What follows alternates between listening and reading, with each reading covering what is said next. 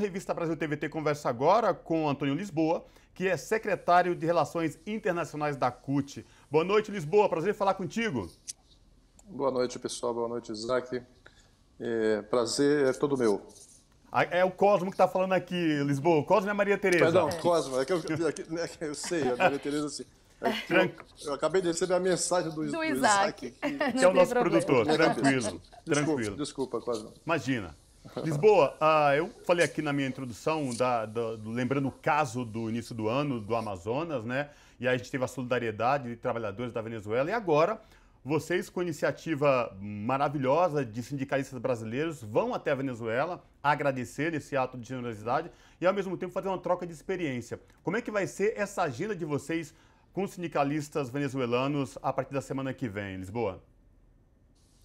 Então, nós temos, na verdade, um encontro com sindicalistas, mas também com membros do governo, né? Porque a oferta de oxigênios feita no início do ano, especialmente ao norte do país, a Manaus, que era, naquele momento, a crise mais forte, foi, claro, com apoio à mobilização, como você disse, dos trabalhadores, mas foi também uma decisão do próprio presidente da Venezuela, o presidente Nicolás Maduro, né?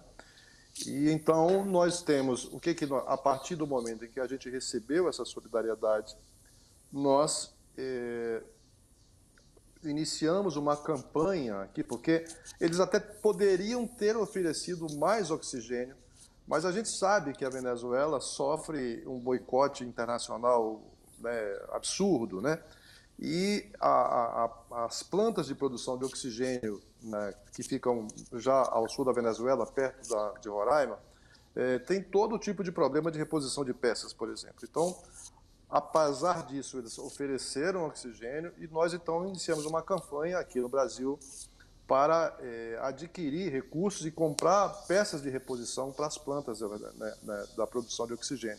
Então, nós fizemos a campanha, estamos indo agora fazer, digamos assim, essa retribuição de solidariedade e, ao mesmo tempo, nós temos encontros, sim, com sindicalistas, com a CBTV, que é a Central Bolivariana, a ASE, que é a Aliança Sindical Independente, né, uma outra central sindical, e também temos encontros com o ministro do Trabalho, com o ministro chanceler, com o ministro da Indústria.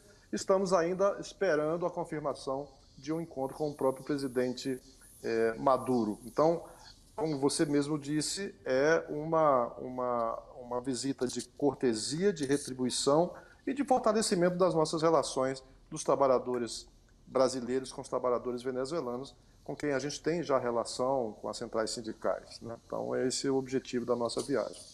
Lisboa, bom, você conseguiu já explicar, né, para a gente o que ensejou, né, o motivo, enfim, da visita, mas eu gostaria de saber como que se deu a ideia, quem que teve a ideia, como foi esse alinhamento para que essa visita vá acontecer, né? Então, a visita foi nossa mesmo da CUT, né? Foi do próprio presidente. Nós tínhamos, final do ano passado, nós fomos à Bolívia e tivemos um encontro com o presidente Luiz Arce. Então, existe nesse momento, assim, a CUT tem relações históricas com o movimento sindical internacional, incluindo o movimento sindical da América do Sul, das Américas, né? Mas de toda a Europa, dos Estados Unidos, do Japão, enfim. Nós temos uma rede imensa de relações com o movimento sindical internacional. Mas depois da visita que nós fizemos à Bolívia, então, por própria sugestão do Sérgio, que é o presidente da CUT, falou assim, a gente podia, então, também fazer outras visitas, porque ele quer ter uma atuação mais efetiva na área internacional, apesar da agenda brasileira ser tão pesada, né? E aí surgiu essa questão do oferecimento, digamos assim, do oxigênio. E a partir disso, nós então resolvemos já, ainda no início desse ano, fazer a campanha e tomar essa decisão. Então estamos indo, nós representantes da CUT, o Sérgio e eu, mas também o presidente da Força Sindical, o presidente da UGT, o presidente da CTB, enfim, e 2 dirigentes da CUT do Rio de Janeiro também. E vamos essa semana, né, para essa agenda importante lá, como disse, com o governo e com o movimento sindical. Lisboa, uma visita além de cortesia que mostra também essa questão da importância da solidariedade entre os movimentos sindicais, aqui de toda a América Latina, por que não dizer assim dessa forma, lembrando de todo o trabalho dos trabalhadores à época, né, que auxiliaram o Brasil naquela crise drástica e violenta que o Brasil vivenciou lá no norte do país, especificamente no Amazonas. Mas a minha pergunta para você especificamente quantos dias a delegação desses sindicalistas vão ficar na Venezuela e essas agendas já estão definidas? Sim, nós vamos na madrugadinha do dia 2, portanto terça-feira, e voltamos no dia 6. Então nós temos já confirmadas as agendas com a Central Bolivariana dos Trabalhadores, né, com a ASE, Aliança Sindical Independente, com o Ministro do Trabalho, com o Ministro da Chanceler e com o Ministro da Indústria. Estamos dependendo ainda, até por uma questão, imagino, de segurança, ainda a confirmação com o próprio presidente Maduro, né? Mas como você mesmo disse, os trabalhadores de todo o mundo, eles têm tido, né, diferentemente, muitas vezes, das próprias disputas que existem entre os governos, porque muitos deles são a gente sabe, de extrema-direita, outros mais ao centro, outros à esquerda. E o caso que acontece hoje no Brasil, né, com o governo Bolsonaro, que é de total, digamos assim, enfrentamento ao governo da Venezuela e ao povo trabalhador venezuelano, porque à medida que você tem uma posição absurda dessa contra o governo, quem acaba se prejudicando, em última instância, é a própria população. Assim como a Venezuela, com Cuba, enfim. A gente sabe que esse governo é um governo fascista, de extrema-direita, mas, ao mesmo tempo, nós temos que fazer esse papel. Ou seja, já que o Brasil não faz, nós, trabalhadores, vamos continuar fazendo esse trabalho digamos, de cooperação, coisa que já vem de muito tempo, cooperação bilateral, coisa que fazemos há muito tempo. E, óbvio, nós queremos, né, com essa viagem. Ontem estivemos aqui com diplomatas da Venezuela, aqui em Brasília, e nós queremos, com essa viagem, ampliar esse processo de cooperação, inclusive criando convênios, até para poder ver como é que nós apoiamos aqui no Brasil a quebra, né, do bloqueio absurdo que a Venezuela sofre hoje da maioria dos países do mundo, mas especialmente, né, do Brasil, né, que é um vizinho, e, enfim, são povos irmãos, mas que têm um governo, né, fascista no Brasil que acaba gerando essa dificuldade, né? Então nós queremos fazer a solidariedade, mas também ampliar, discutir possibilidades de melhorar as condições, né, das relações entre Brasil e Venezuela e, claro, melhorar as condições da própria vida do povo venezuelano, né? Ouvindo a eles, claro.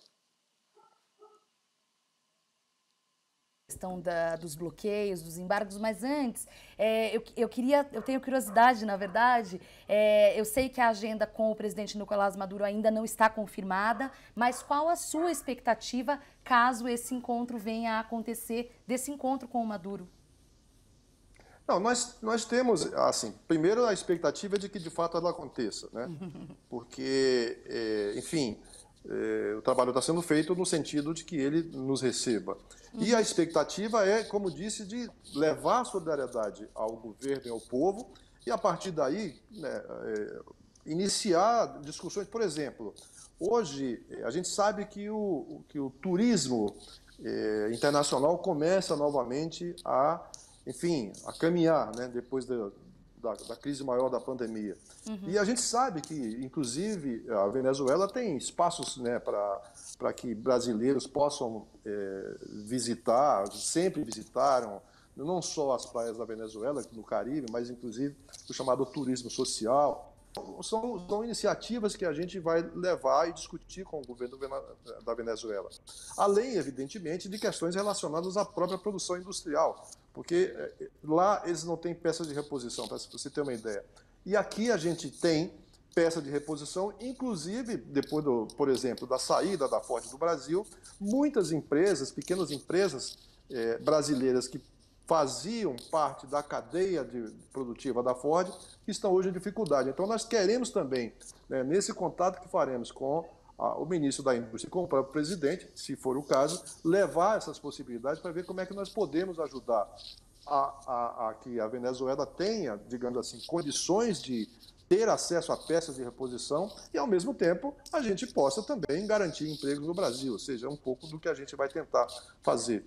Existe uma outra questão que, para mim, pessoalmente, é muito importante, que é a Venezuela hoje, já de 5, 6, aliás, desde 2012, sofre um ataque profundo por parte dos empregadores e de parte dos governos na Organização Internacional do Trabalho. Como eu faço parte do Conselho de Administração da OIT, e nós, trabalhadores, temos uma posição muito clara a respeito da defesa da Venezuela, ou seja, da garantia de que a Venezuela seja respeitada no mundo e não sofra esses bloqueios absurdos.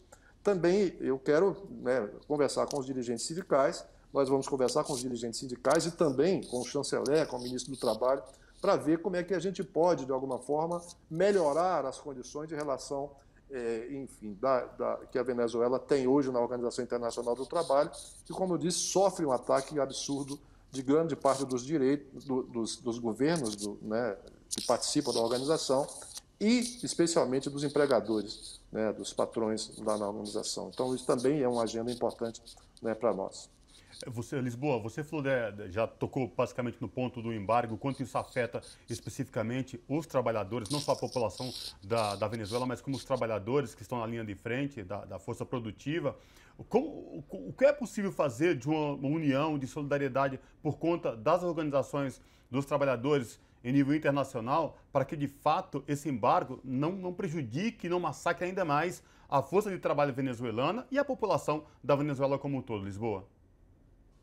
De certa forma, nós já vimos fazendo isso de alguns anos. Eu falei que essa situação, por exemplo, de uma reclamação que foi feita pela FEDECâmeras. A FEDECâmeras é a Federação, né, da Indústria e Comércio da Venezuela, e que, para que as pessoas saibam, se coloquem, digamos assim, no tempo, foi uma das principais organizadoras daquela tentativa de golpe em 2001, para retirar o então presidente Hugo Chávez. Então, eles fizeram uma queixa nos fóruns internacionais, é uma queixa que não tem justificativa, porque a queixa deles é de que eles, os salários mínimos, né, na Venezuela, naquele tempo, foram aplicados sem a consulta aos empregadores, que, portanto, eles não poderiam pagar o que o governo estava propondo. Então, isso vem se desenvolvendo há muito tempo. Mas nós, como disse, já estamos fazendo isso de muito tempo. Como? Primeiro, nos fóruns internacionais, tentando, digamos assim, levar uma outra visão, uma visão mais, digamos assim, ampla do problema que acontece na Venezuela, porque as pessoas acham que, como assistem especialmente a grande mídia corporativa no Brasil e fora do Brasil, acham que a Venezuela é uma ditadura, etc. Então, o nosso papel é trabalhar junto aos sindicatos do mundo inteiro, na Europa, nos Estados Unidos, aqui na América Latina, e isso tem sim já surtiu efeito, entendeu? Devagar, as coisas vão acontecendo pouco a pouco, mas esse trabalho tem sido feito já de algum tempo e é fundamental que a gente dê continuidade, ou seja, mostre a solidariedade, mas atue nos espaços que nos são, onde nós estamos, atue no sentido de garantir ao povo da Venezuela os mesmos direitos que qualquer povo tem, né? Que eles não sofram tanto com um bloqueio, que é um bloqueio, né, absolutamente absurdo, como eu disse, e que tem interesses basicamente econômicos, em função da produção do petróleo da Venezuela, né? Antônio Lisboa, secretário de Relações Internacionais da CUT, muito obrigada pela participação. Um abraço para vocês, é sempre um prazer estar aqui com vocês, batendo papo. Abraço. Um abraço.